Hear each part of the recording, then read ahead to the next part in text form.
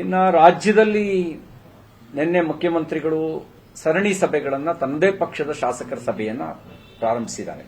ಶಾಸಕರು ಪಡೆದ ಪತ್ರವನ್ನ ನಕಲಿ ಅಂತ ಹೇಳಿದವರಿಗೆ ಆ ಪತ್ರದ ಒಕ್ಕಣೆಯನ್ನ ಆಧರಿಸಿ ಸರಣಿ ಸಭೆ ಮಾಡ್ತಿರೋದನ್ನು ನೋಡಿದಾಗ ಆ ಪತ್ರ ನಕಲಿ ಅಲ್ಲ, ಅದು ಅಸಲಿ ಪತ್ರ ಅನ್ನೋದು ಸ್ಪಷ್ಟ ಆಗುತ್ತೆ.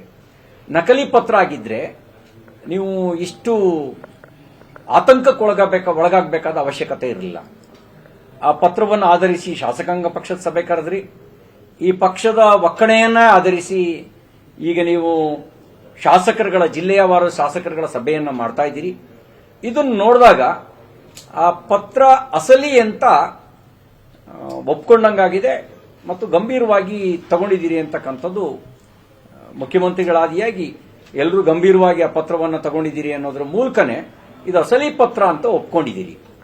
ಇನ್ನೊಂದು ಸಂಗತಿ ಏನು ಅಂತ ಹೇಳಿದ್ರೆ, ಆಡಳಿತ ಪಕ್ಷದ ಶಾಸಕರು ಒಂದು ಟಿಸಿಯನ್ನು ನಾವು ಕೊಡಕ್ಕಾಗದೇ ಇರೋ ಸ್ಥಿತಿಗೆ ತಲುಪಿದ್ದೇವೆ ಅನ್ನುವಂಥ ಅಸಹಾಯಕತೆಯನ್ನು ವ್ಯಕ್ತಪಡಿಸಿರೋದು ಈ ಸರ್ಕಾರ ತನ್ನದೇ ಪಕ್ಷದ ಶಾಸಕರ ಜನಪರವಾಗಿರುವಂತಹ ಆಕಾಂಕ್ಷೆಗಳನ್ನು ಈಡೇರಿಸೋದಕ್ಕೆ ಆಗಲಿರುವಷ್ಟು ದುರ್ಬಲವಾಗಿದೆ ಅನ್ನೋದು ಆ ಶಾಸಕರ ಮಾತುಗಳಿಂದ ವ್ಯಕ್ತ ಆಗ್ತಾ ಇದೆ.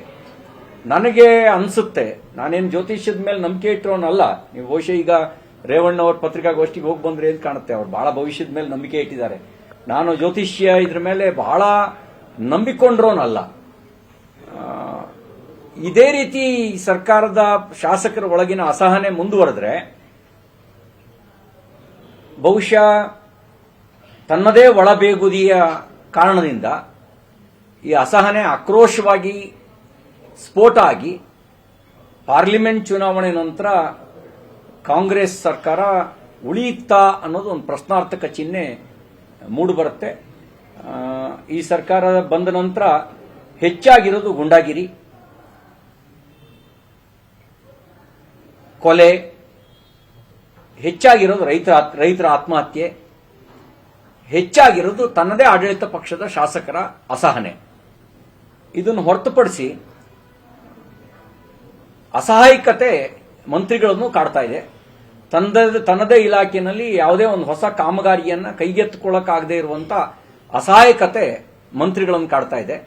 ಅವರು ಬಹಳ ಸ್ಪಷ್ಟವಾಗಿ ಉಪಮುಖ್ಯಮಂತ್ರಿಗಳಾದಿಯಾಗಿ ಯಾವುದೇ ಹೊಸ ಯೋಜನೆಗಳಿಗೆ ಹಣ ಕೊಡೋದಕ್ಕೆ ಸಾಧ್ಯ ಇಲ್ಲ ಅನ್ನುವಂತ ತನ್ನ ಅಸಹಾಯಕತೆಯನ್ನು ಸಾರ್ವಜನಿಕ ರೂಪದಲ್ಲಿ ವ್ಯಕ್ತಪಡಿಸಿದ್ದಾರೆ.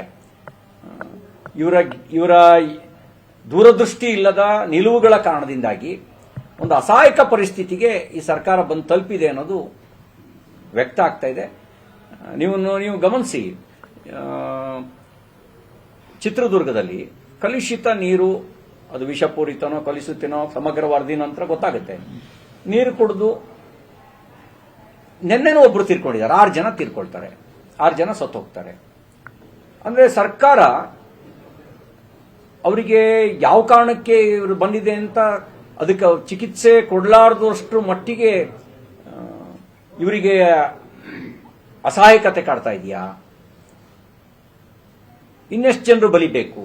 ಈ ಯಾದಗಿರಿನಲ್ಲಿ ಕಲುಷಿತ ನೀರು ಕುಡಿದು 2 ಜನ ತೀರ್ಕೊಂಡ್ರು ಅನ್ನೋಂಥ ವರದಿ ಜೊತೆಗೆ ರಾಯಚೂರಿನಲ್ಲಿ ಬಂತು, ಕೊಪ್ಪಳದಲ್ಲಿ ಬಂತು ಕಲುಷಿತ ನೀರಿನ ಕಾರಣದ್ದು. ಈ ಚಿತ್ರದುರ್ಗದಲ್ಲಿ ನಿನ್ನೆ 6ನೇ ಬಲಿ. ಅಂದ್ರೆ ಈ ಸರ್ಕಾರದ ಸ್ಪಂದನೆ ಜನ ಸಾಯುವವರೆಗೂ ಇವರಿಗೇನೂ ಅನ್ನಿಸ್ಲಾರ್ದಂತ ಸ್ಥಿತಿಗೆ ಬಂದು ತಲುಪಿದಾರ. ಇದು ಈ ಸರ್ಕಾರ ಹೋಗ್ತಿರೋ ದಾಟಿ 2.5 ತಿಂಗಳ ಒಳಗಡೆನೆ